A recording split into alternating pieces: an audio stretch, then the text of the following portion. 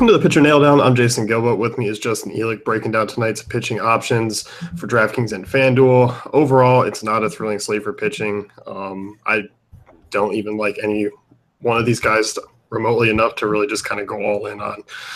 No, not at all. I mean, you got pretty bad spots for a bunch of guys. I mean, Greinke, obviously the most talented pitcher, but facing the best lineup in baseball in Arizona. And I know he's been really good there. And I guess kind of by default, he's probably, I don't want to say the safest option, but he's probably got the best floor of any of these top guys just because, you know, he still has probably the best strikeout stuff. I know Gausman's been better recently, but I mean, like you said, this seems like a GPP type of night, and single pitcher site's probably going to see a little bit extra volume tonight. Yeah, I think that's going to be the case. And like you said, I mean, Greinke, in terms of numbers, I mean, he comes in, beating out pretty much everyone on the slate in every department.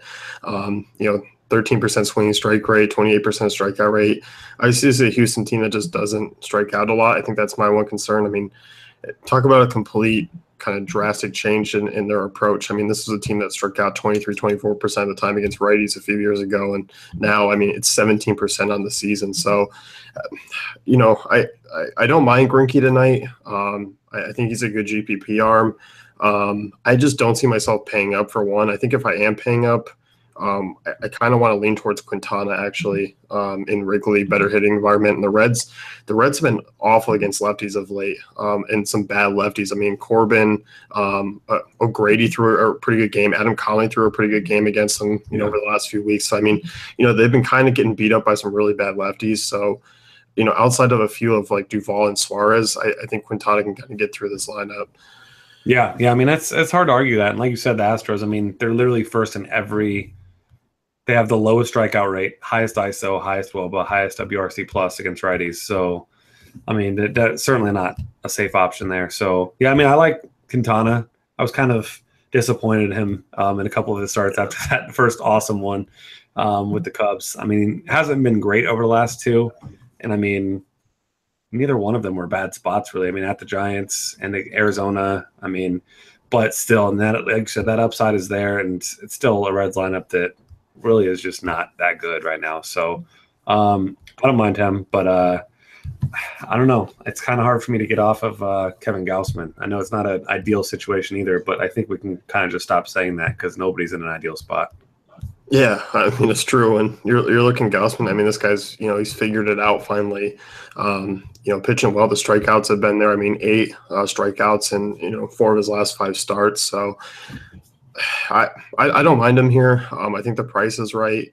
Going up against Seattle, that Seattle offense, I mean, there are obviously some bats to kind of watch out for, but against righties, I mean, they're pretty much kind of middle of the road in ISO and WOBA.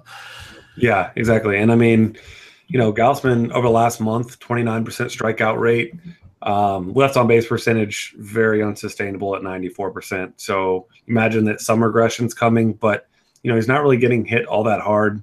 FIP about 3, WHIP 1.1. I mean, it's not like he's really been getting lucky necessarily. And as long as you've got that decent strikeout floor and upside tonight, I mean, you definitely got to give him a look because there's just not a lot of upside on this slate. No, there really isn't. But yeah, as you said, I mean, good ballpark there in Safeco too. We've seen Gausman give up the long ball at times. So obviously, I think that helps out playing in Safeco. Moving to Petco though, let's talk about Gerard Eickhoff. This is a guy that I don't even know if we've talked about him at all this season. I feel like there was at least one time. I think there was one time. There was one 3-game slate.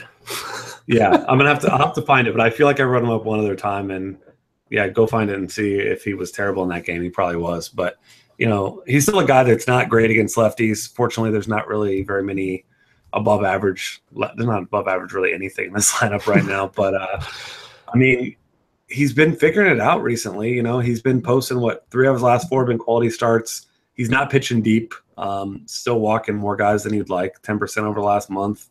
But by matchup alone, I think this is a guy that you got to consider here. And, if he gets you that quality start, 30, 32 FanDuel points somewhere in there, I mean, he's going to crush that salary. So you got to imagine as far as safety, especially as an SP2, he's going to be pretty popular tonight.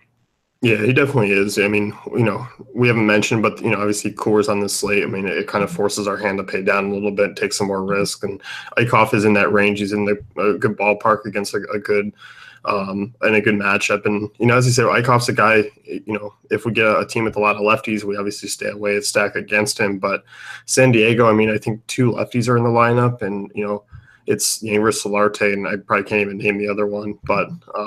They're not going to roll out 4 or 5 lefties, so I think Eichhoff is pretty safe here, even though San Diego over a 4-run total. I mean, this game is basically a pick 'em, but that's just kind of more so the Phillies.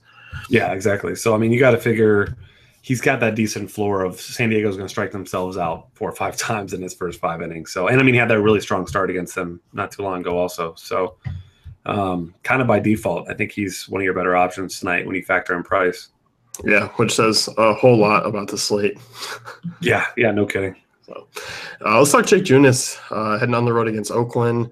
Obviously, a younger right-handed arm, definitely talented. He's kind of had a rough stretch in the majors, but looking at who he's faced, I mean, he dominates San Diego, but he's had really tough opponents outside of that, and he's kind of struggled. But really did well against the Mariners.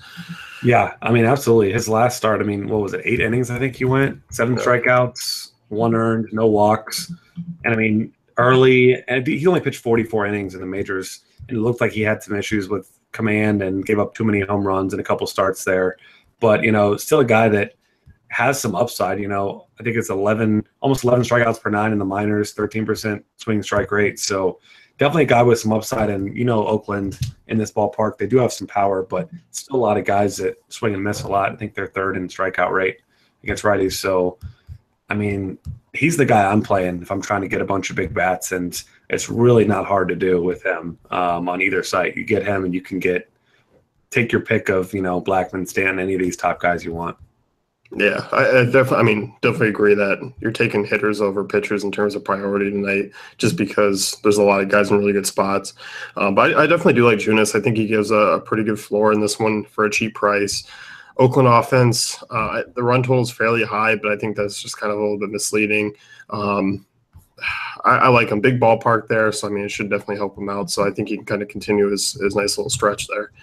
Yeah, absolutely. I'm taking the risk for that price. Yeah, no, I'm definitely with you. Outside of that, I mean, some other guys, obviously bigger names, but Jake Odorizzi, staying away with how bad he's pitched. Mike Fulmer, he's a guy that I tend to look for at times, but not tonight in Texas where it's about 100 degrees. Him coming off the DL, I mean, we can give it a start or two before we look back at him.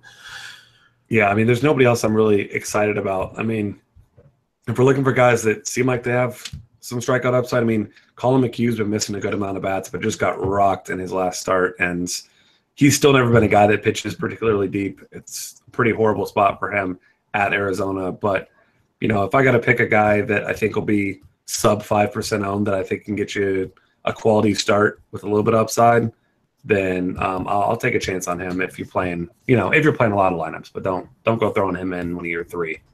Yeah, I mean, he's been injured most of this year, 22 innings over 2017 season, 14.1% swinging strike rate. Obviously, Arizona is a team that, hits better, way better way at home. McHugh's interesting. He's an interesting GPP guy because, like you say, he's going to be really low owned. I still think there is some upside here. And, Arizona is a team that kind of can go flat, even in good spots. Yeah, absolutely. That's kind of my concern there. And I mean, AJ Pollock's been seeing some rest. You assume he'll be back in. I think he sat out yesterday, but he's a guy they've been taking it easy with. And I don't know. I don't love the spot for him, but I definitely think he's a guy to consider. And I mean, Pollock, even when he has been in recently, I mean, he's obviously the second best hitter on that team. And I mean, he has 0 or 1 hits in each of his last 10 or 11 games. So he really hasn't been doing a whole lot either. No, he hasn't. I mean, David Peralta's been pretty quiet leading off. JD Martinez has been kind of on and off since coming over. It's basically just been the Goldie show. Yeah, pretty much. So, I mean, you pitch around him. Don't let him hit it. I mean, you walk him every time. Give him the Barry Bonds treatment. And obviously they won't, but I'm just saying there's no other one hitter you're really concerned about in that lineup. No, right now. I don't think so. And there's some strikeouts in that back half, too. Yeah, absolutely. Brandon Drury, good for 3. Always. Oh man, 10-game slate. We'll kind of recap here. I mean, pay up options. Obviously, Quintana and Greinke kind of come in as default your better pitching options, but they're not in the greatest of spots. One thing, Quintana 8-4 on FanDuel. That's a really nice price tag on him. I know. It was almost, I started looking at this slate at first, and I looked there, and I don't know. I mean, I'm just not the biggest Michael Fulmer fan, but I still don't see how, with him at Texas, Quintana facing the Reds at home, I don't see how Fulmer's more expensive. So, I mean, yeah, I'm much bigger fan. I won't be playing Fulmer at all. No. And then Junis, Eichhoff, Gossman is kind of the cheaper end options. All three obviously carry risk, but in spots with upside.